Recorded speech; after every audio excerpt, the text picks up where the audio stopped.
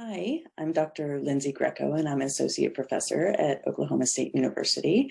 I'm going to talk very briefly today about my research interest, which falls into three broad categories. So the first topic that I'm interested in is something called work identification, and this reflects how individuals' work or parts of their work influence how they think about themselves. So for example, when I introduce myself to other people, I might say that I'm an academic and that I work at Oklahoma State.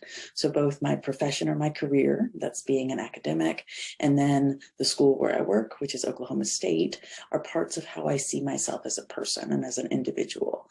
If you're a sports person, you can think about it in terms of people who are very into sports teams and really identify as fans of those particular teams.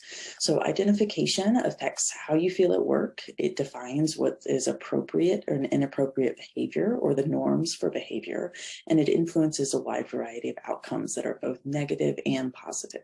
So those are I look at a variety of outcomes and antecedents to identification. The second main area of research that I'm interested in is what's commonly called deviant or counterproductive behavior. And these are behaviors that harm either individuals within organizations or the organizations themselves. So for individuals, this would be things like being rude to others, excluding others, gossiping about people behind their backs. At the organization level, the types of behaviors that I'm interested in are things like coming into work late or leaving early, taking longer breaks than you're supposed to, or not putting in full effort. And in this area, I'm interested in people's underlying motivations for the behaviors and also how the behaviors are influenced by the norms or social context within the organization. So in quite a few organizations, these behaviors might be expected or even normal, even though they technically are harmful in some ways. So I'm interested in kind of looking at how the context affects when and where people engage in this type of behavior.